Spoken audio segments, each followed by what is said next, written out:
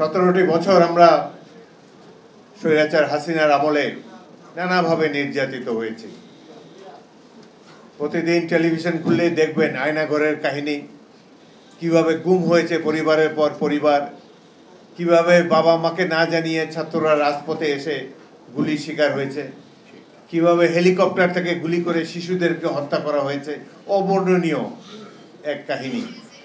এরকম বাংলাদেশ যে কখনো হবে আমরা চিন্তা করিনি। এই শেখ হাসিনার শাসন আমাদেরকে স্মরণ করিয়ে দেয় ইয়াহিয়া খানের 9 মাসের শাসনের কথা। তার আগেও বিভিন্ন সময় নির্যাতিত হয়েছি আমরা।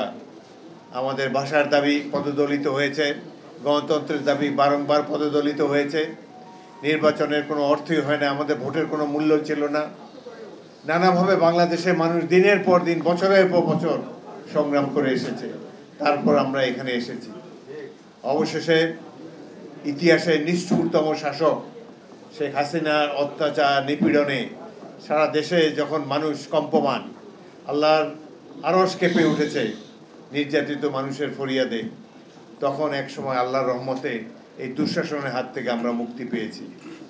আমি কৃতজ্ঞতা জানাতে চাই ছাত্র, তরুণ এবং তাদের অভিভাবকদেরকে, যারা রাজনীতি না করলেও এই শেখ হাসিনাকে পদদলিত করার জন্যে, তার এই দুঃশাসনের অবসান ঘটাবার জন্যে যারা রাজপথে নেমে এসেছিলেন, অকুত ভয়ে হাসিনার এই সঙ্গিনের মোকাবেলা করেছেন। আমার সামনে অনেক বীর মুক্তিযোদ্ধা রয়েছেন যারা জীবন বাজি রেখে এই 54 বছর আগে যুদ্ধে অংশ নিয়েছিলেন। আমাদের চোখে যে আমরা সবাই তখন বয়সে তরুণ ছিলাম, আমার বয়সে 26 বছর, একটা সুখী সমৃদ্ধ বাংলাদেশের স্বপ্ন আমরা দেখেছিলাম। কিন্তু স্বাধীনতার পর সেই স্বপ্ন ক্রমেই আওয়ামী দুঃশাসনের কারণে হাওয়ায় মিলিয়ে গিয়েছে, ম্রিয়মাণ হয়ে গিয়েছে।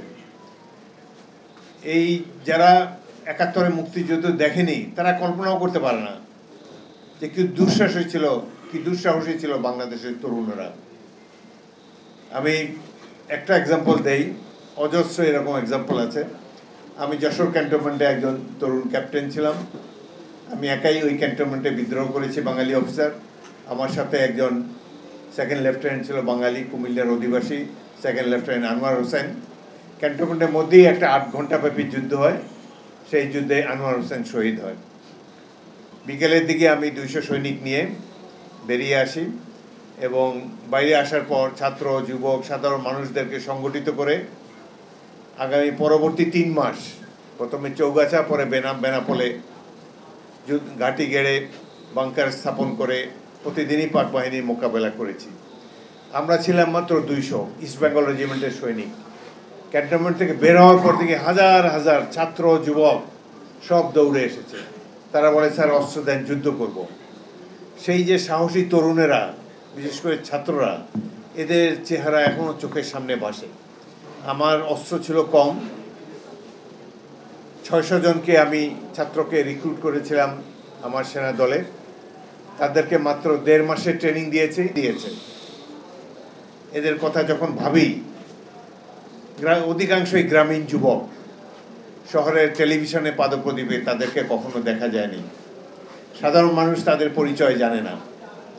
আমাদের দেশে নষ্ট রাজনীতিতে এই যে তরুণদের অবদান, একটা স্বাধীন দেশ গড়ে দিয়ে গেল, এদের মূল্যায়ন হয়নি। তারপরেও আপনারা যারা প্রবীণ মুক্তিযোদ্ধা রয়েছেন, আপনারা এখনও যে আগ্রহ রাখেন, এখনও যে দেশটাকে গড়তে চেয়েছিলেন, সেই দেশের সমৃদ্ধি দেখার জন্য এখনও অপেক্ষা করে আছেন। পরবর্তী প্রজন্ম, মুক্তিযুদ্ধের প্রজন্মকে প্রশিক্ষিত করছেন, তাদেরকে উৎসাহিত করছেন, এটাই আমাদের জন্য অত্যন্ত গর্বের বিষয়। এই 1.5 মাসের ট্রেনিং দেওয়া ছাত্রদেরকে, যারা একটা রাইফেল স্পর্শ করে কখনো দেখে নেই, তাদেরকে নিয়ে জামালপুরের একটি শত্রু ঘাঁটি কামালপুর আমরা আক্রমণ করেছিলাম। মনে করেন যে আমরা যেখানে বসে আছি এটা হলো পাকিস্তানিদের বাংকার। এখান থেকে এটার উপরে রয়েছে কংক্রিটের ছাদ, অর্থাৎ ছোটোখাটো মোটর ফিল্ড গানের গোলাতে কিছুই হয় না। তারা মজবুত বাংকার করে সেখানে আছে। সামনে মাইনফিল্ড, এই মাইনফিল্ডে পা দিলেই আপনি উড়ে যাবেন। তারপর তারা দীর্ঘদিন ধরে এলাকার সামনে গাছগাছালি পরিষ্কার করে ফিল্ড অফ ফায়ার বলে আর্মিতে, পরিষ্কারভাবে লক্ষ্যভেদ করা যায় যাতে, সেই ধরনের একটা প্রস্তুতি নিয়ে রেখেছে। বাঁশের কঞ্চি, মেশিন গান, পেছনে রয়েছে পাকিস্তানিদের গোলন্দাজ বাহিনী। এই ধরনের একটা শক্ত ঘাঁটি, যুদ্ধের পরিভাষায় একে বলে স্ট্রং পয়েন্ট। এই ধরনের একটা স্ট্রং পয়েন্টে আক্রমণ করেছি আমরা 150 ছাত্রদেরকে নিয়ে। আমাদের বেঙ্গল রেজিমেন্টের সৈনিক 50 জন কি 60-70 জন, আর 150ই ছিল এই সদ্য প্রশিক্ষণপ্রাপ্ত একটি ছাত্র, যে দুদিন আগেও মাথা গুঁজে স্কুলে যেত, স্যারের বকা খেয়ে আবার বাড়ি ফিরে আসতো, বিকালে আবার বাপমার বকা উপেক্ষা করে ফুটবল খেলতে যেত। নানান ধরনের একটা গ্রামীণ কিশোর যুবক, কি মন্ত্রে উজ্জীবিত হয়ে তারা এই যুদ্ধে নেমেছে। এটি হলো স্বাধীনতার মন্ত্র। তারা স্বাধীনতা সার্বভৌমত্বকে অক্ষুণ্ণ রাখতে চায়। 31শে জুলাই আর্লি মর্নিং আমরা এই ঘাঁটি আক্রমণ করলাম। এই ধরনের ঘাঁটি আক্রমণ করতে অবশ্য প্রয়োজন আমাদের জন্য গোলন্দাজ বাহিনীর সহায়তা। আমাদের সাথে কোনো গোলন্দাজ বাহিনী ছিল না, আমরা কোনো সাপোর্ট পাইনি। এই ধরনের মাইনফিল্ড পেরিয়ে মেশিন গানের গুলি বৃষ্টি উপেক্ষা করে, শত্রুর মুহুর্মুহু কামানের গোলা উপেক্ষা করে আমরা 200 জন শত্রুর ঘাটির কাছে গিয়েছিলাম, কিন্তু যেতে যেতে আমাদের 100 জনই শহীদ। এই যুদ্ধে আমি আহত হয়েছি, আমার বন্ধু একজন কোম্পানি কমান্ডার ক্যাপ্টেন সালাউদ্দিন শহীদ হয়েছেন। আমি অবাক বিষয়ে ভাবি কিভাবে এই ছাত্ররা, কি লেভেল অফ মোটিভেশন থাকলে তারা এই ধরনের আক্রমণে যেতে পারে। 73 সালে ইংল্যান্ডে একটা কোর্সে আমি গিয়েছিলাম, এখান থেকে পাঠানো হয়েছিল আমাকে, 3 মাসের কোর্স। সেখানে অফিসাররা জানতে চাইতো, কারণ তারা তো যুদ্ধ করে নাই, ব্রিটিশ আর্মি বহুদিন যুদ্ধ করে নাই, তারা জানতে চাইছো আমার কাছে, যেহেতু আমার কমব্যাট এক্সপিরিয়েন্স ছিল, তারা জানতে চাইলো যে কিভাবে তোমরা এই আক্রমণগুলো করেছো।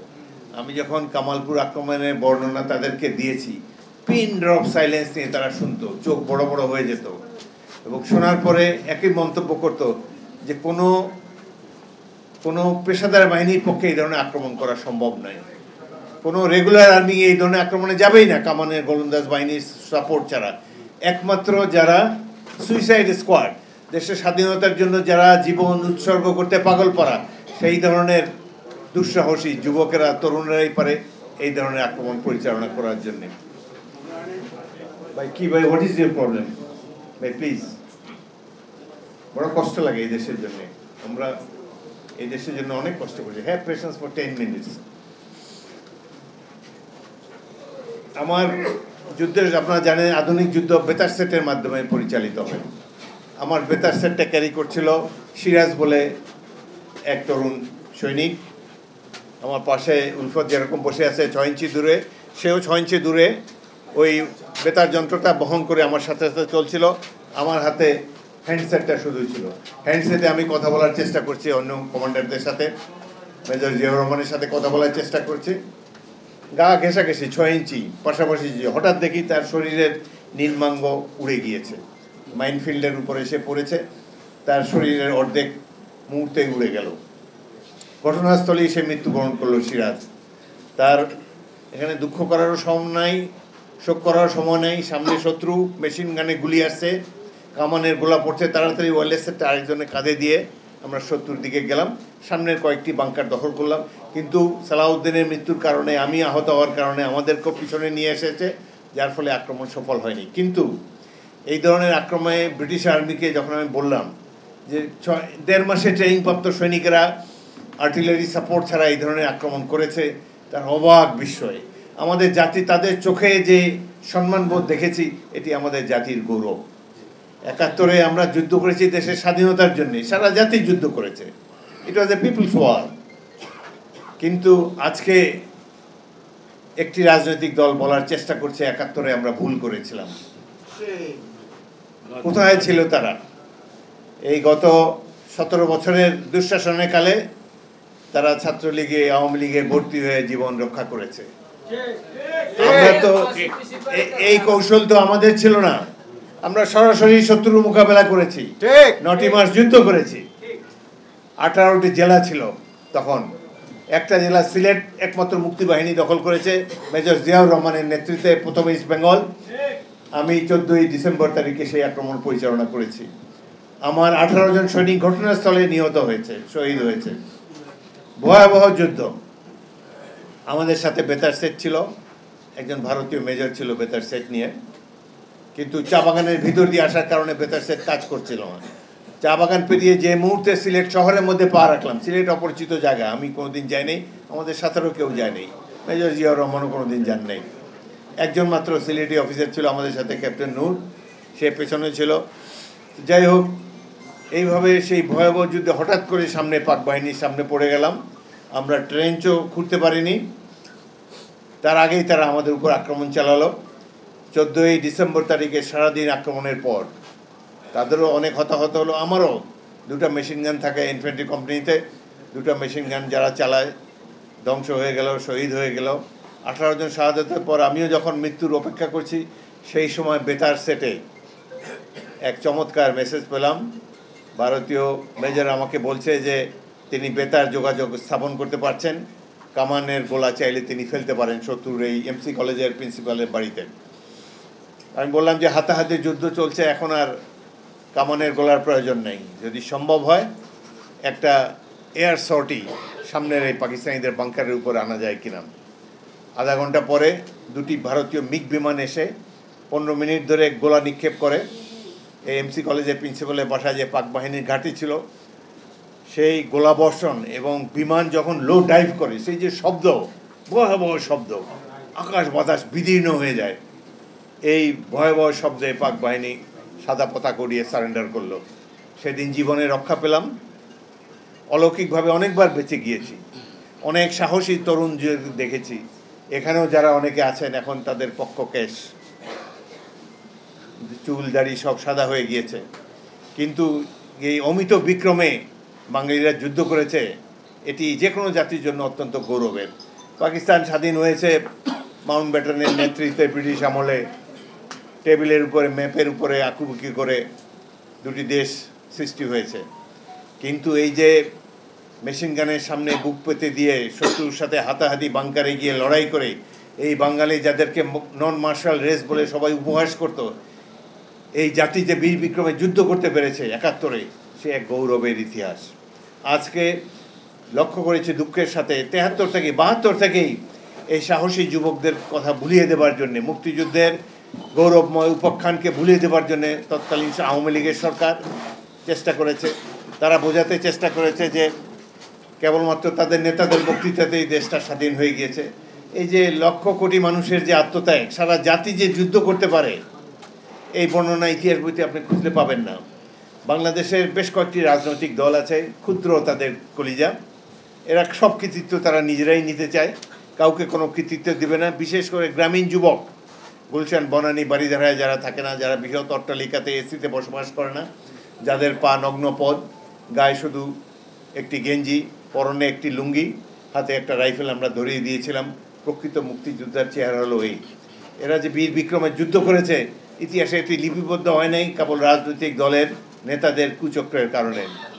তারা চেষ্টা করেছে শুধু তাদের নেতাদেরকে গ্লোরিফাই করার জন্য। এই ধরনের চলতে চলতে অবশেষে আমরা এই জুলাই আগস্টে 24শে আগস্টে এসে এই হারমাদ বাহিনীর স্বৈরাচারের মোকাবেলা করতে পেরেছি। সারা জাতি আবার মাঠে নেমেছে। এটি 1-1.5 মাসের যুদ্ধে বাংলাদেশ দ্বিতীয়বারের মতো স্বাধীন হয়নি। 17 বছর বিএনপি এবং অন্যান্য বিরোধী দল কত সংগ্রাম করেছে। আমি নিজে 5 বার জেলে গিয়েছি। আমাদের নেতা কর্মীদের অসংখ্যবার আমরা কারাগারে নিক্ষিপ্ত হয়েছি, গুম হয়েছে, নিহত হয়েছে, মিথ্যা মামলায় বারংবার। 18 সালে একটা নির্বাচন দিয়েছিল শেখ হাসিনা, তার আগে দেখি কয়েক হাজার নির্বাচন করতে গিয়েছে, দেখি আমার 4000 লোক, আমার 4000 কর্মী, তারা গায়েবী মামলার আসামি। হাইকোর্টে দৌড়াদৌড়ি করলাম, 300-400 মতো জামিন নিতে পারলাম, বাকি অধিকাংশ এলাকায় যেতে পারে নাই। দিনের ভোট সেবা রাতে হয়েছিল, আগের রাতে ভোট টোট দিয়ে সেরেছিল। এইভাবে নির্বাচনের নামে তারা প্রহসন করেছে। এই কারণে আল্লাহর গজব তাদের উপরে পড়েছে। শেখ হাসিনাকে এইভাবে এখন আবার শুরু হয়েছে এক নূতন সংগ্রাম। 17 বছর আমরা সংগ্রাম করলাম জনগণের ভোটাধিকার ফিরে পাওয়ার জন্যে। এখন যখন নির্বাচনে দ্বার প্রান্তে আমরা উপনীত, প্রফেসর ইউনূস, তাকে আমরা খুবই সম্মান করি। প্রথম দিকে তিনি নির্বাচন দিতে চান নাই। কিছু কিছু লোক তাকে কুমন্ত্রণা দিয়েছে যে আপনি আজীবন থাকেন কিংবা 10 বছর থাকেন। তারও শখ হয়েছে মন্দ কি, এইভাবে যদি পতাকা উড়ানো যায়, এয়ার কন্ডিশনের মধ্যে থাকা যায়, প্রতি মাসে বিদেশ সফর করা যায়, আত্মীয় স্বজনকে মন্ত্রী বানানো যায়, উপদেষ্টা বানানো যায়, রাষ্ট্র ক্ষমতায় যে বেহিসাবি কত ধরনের তৎপরতা দেখা যায়, তখন তারও ধারণা ছিল যে এইভাবেই বোধহয় চলবে। কিন্তু 13 মাস অতিবাহিত হওয়ার পর প্রফেসর ইউনূসও উপলব্ধি করেছেন যে এই দেশে সংস্কার করা সম্ভব নয়, একমাত্র রাজনৈতিক দল পারে এই দেশকে ঠিক করতে। ঠিক, তারা এই যে গুটিকতক লোককে বসিয়ে দেওয়া হলো, তাদের পিএইচডি ডিগ্রি থাকতে পারে, জনগণের সাথে কোনো পরিচয় নাই, তারা বাংলাদেশে গ্রাম অঞ্চল দেখে নাই, ধান গাছে তপ্ত হয় কিনা জানে না, আমেরিকার থেকে উড়িয়ে নিয়ে এসেছে তাদেরকে, তারা কিভাবে বাংলাদেশের ভাগ্য নির্ধারণ করবে? এদের সহযোগী হয়েছে এখন একটি রাজনৈতিক দল যারা 71-এ মুক্তিযুদ্ধের বিরোধিতা করেছিল, ঠিক, যারা 47 সালে পাকিস্তান আন্দোলনের বিরোধিতা করেছিল, সবসময় জনগণের বিপক্ষে তাদের অবস্থান। আজকে তারা বাংলাদেশের ভাগ্য নির্ধারণ করতে চায়। তারা তুলে এনেছে কি পিআরের অধীনে নির্বাচন হতে হবে। পিআর কি? সংখ্যানুপাতিক নির্বাচন। পৃথিবীতে সখানে গণতান্ত্রিক দেশ আছে, 150 গণতান্ত্রিক দেশ আছে। এক এক দেশে যে যার কালচার অনুসারে, যে যার সংস্কৃতি অনুসারে, জনগণের অতীত অভিজ্ঞতার আলোকে সেই দেশে গণতান্ত্রিক ব্যবস্থা পরিচালিত হয়। আমাদের দেশে প্রায় 100 বছরের কাছাকাছি 1937 সালে ভোট হয়েছিল এই বেঙ্গলে, তার আগেও 2-1 ভোট হয়েছে, কিন্তু 37 সালে জনগণ প্রথমবারের মতো সংঘবদ্ধভাবে ভোট কেন্দ্রে গিয়ে তারা তাদের প্রার্থীকে নির্বাচন করেছে। সে 37 সাল থেকে আজ অবধি আমরা এই বর্তমান যে সিস্টেম বাংলাদেশে চালু রয়েছে, 1 ম্যান 1 ভোট, এইভাবেই একজন ব্যক্তিকে তারা নির্বাচিত করে এসেছে। প্রত্যেকটি আন্দোলন সংগ্রামে বাংলাদেশের জনগণ সঠিক সিদ্ধান্ত নিয়েছে, কোনোদিন তারা ভুল সিদ্ধান্ত দেয়নি। কিন্তু বর্তমান সরকারের এবং এই রাজনৈতিক দল জামাত ইসলামের কিছু কিছু লোক মনে করে যে আমাদের জনগণ ভোট দিতে জানে না, তারা অশিক্ষিত, সুতরাং ভোটের সিস্টেম পরিবর্তন করতে হবে। তারা সংখ্যানুপাতিক নির্বাচন বা পিআর বলে একটা ব্যবস্থা যেতে চায়। আমাদের আশেপাশে কোথাও পিআর নাই, আছে নেপালে ছিল, সেখানে 2 বছরে প্রায় 10টি সরকার এসেছে আর গিয়েছে, অবশেষে তাদের প্রাক্তন মন্ত্রী প্রধানমন্ত্রী কয়েকজনকে পুড়িয়ে মেরেছে। বোঝা যায় এটি একটি দুর্বল সরকার, এই সিস্টেম স্যুট করে না। সেটি ছিল নেপালে। আরেকটা ছিল শ্রীলঙ্কাতে, সেখানেও একই অবস্থা হয়েছে, জনরোষের সরকার পতন হয়েছে। পাশের দেশ ভারত, যাদের বুদ্ধিতে এই সমস্ত কথাবার্তা বলে, সেখানে কিন্তু পিআর নাই, সেখানে বাংলাদেশের মতোই নির্বাচন হয়। গণতন্ত্রের মাদার কান্ট্রি যুক্তরাজ্যে, ইংল্যান্ডে, সেখানেও এই বাংলাদেশের মতো সিস্টেমে ভোট হয়। যদি এই পিআর সিস্টেম এতই ভালো থাকতো, তাহলে যারা 200-300 বছর ধরে যারা গণতন্ত্র প্র্যাকটিস করে এসেছে, তারা তো এই ব্যবস্থাটা, এই সংখ্যানুপাতিক নির্বাচনই তাদের দেশের জন্য গ্রহণ করত। তাহলে তো ইংল্যান্ডে এই সিস্টেমে ভোট হতো, প্রতিবেশী রাষ্ট্র ভারতেও এই সিস্টেমে ভোট হতো। এখন এই সিস্টেমে ভোট হয় ইসরায়েলে, নেদারল্যান্ডসে আর 2-4টি দেশে, যাদের দেশে কালচার এরকম, তাদের রিকোয়ারমেন্ট অন্যরকম, হয়তো তাদের জন্য এটাই ভালো। এক এক দেশে যার জন্য যে সিস্টেম ভালো সেটা করুক। কিন্তু বাংলাদেশের মানুষ, সাম্প্রতিককালের একটি জরিপে দেখা গিয়েছে যে 56% মানুষ জানেই না যে সংখ্যানুপাতিক নির্বাচন কি। ঠিক, সুতরাং এই ধরনের একটি ব্যবস্থা যদি বাংলাদেশের উপরে চালিয়ে দেওয়া হয়, এটি অন্যায় করা হবে। জনগণের রায়কে সবসময় এই জামাতে ইসলামী ভয় পায়, এই জন্য প্রত্যেকটা নির্বাচনে অংশগ্রহণ করে কোনোদিন 17টার বেশি আসন পায় নাই। আমাদের দল বিএনপি যখন লেজে গোবরের অবস্থা হলো, সবসময় বিপুলভাবে 4 বার তো জনগণের ব্যাপক সমর্থন নিয়ে আমরা রাষ্ট্র শাসনের দায়িত্ব পেয়েছি। 1996 সালে অনেক লেজে গোবরের অবস্থায় আমরা নির্বাচন করেও 120টি আসন পেয়েছি। তখন এই জামাতে ইসলামী, আওয়ামী লীগ ঐক্যবদ্ধভাবে বিএনপিকে প্রতিরোধ করার চেষ্টা করেছিল। আমরা সবসময় জনগণের রায়কে মাথা পেতে নেই। এই তারা যদি মনে করে যে 2-3টি দল পিআরএস সিস্টেমে নির্বাচনে যেতে চায়, তারা যদি মনে করে যে তাদের এই নির্বাচনী ব্যবস্থাই বাংলাদেশের মানুষের জন্য সবচেয়ে বেশি সঠিক, সবচেয়ে বেশি কার্যকর, তাহলে তারা তাদের নির্বাচনী ম্যানিফেস্টোতে, তাদের নির্বাচনী ইশতেহারে এটি তারা জনগণকে জানিয়ে দেখ যে আমরা নির্বাচিত হলে পরবর্তী কাল থেকে এই পিআর সিস্টেমের অধীনে বাংলাদেশে নির্বাচন হবে।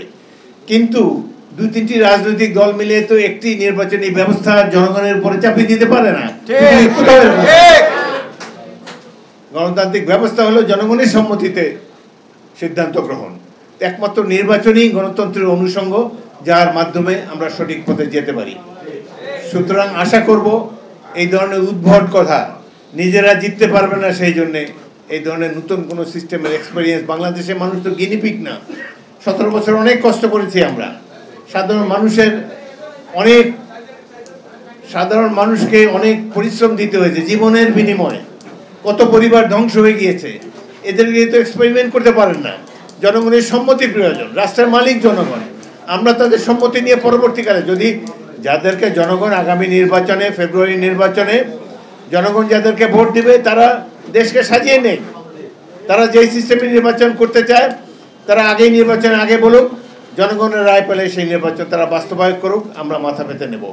কিন্তু এইভাবে জনগণের উপর অত্যাচার করে নিজেদের স্বার্থে, নিজস্ব দলীয় স্বার্থে অদ্ভুত নির্বাচনী ব্যবস্থা, যার সাথে আমাদের দেশের জনগণ পরিচিত নয়, এই ব্যবস্থা আমরা চালু হতে দিতে পারি না।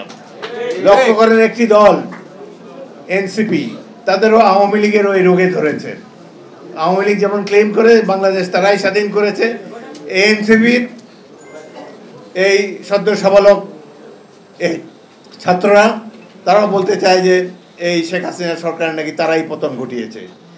বিএনপির 588 জন সদস্য এই 1.5 মাসের সংগ্রামে জীবন দিয়েছে।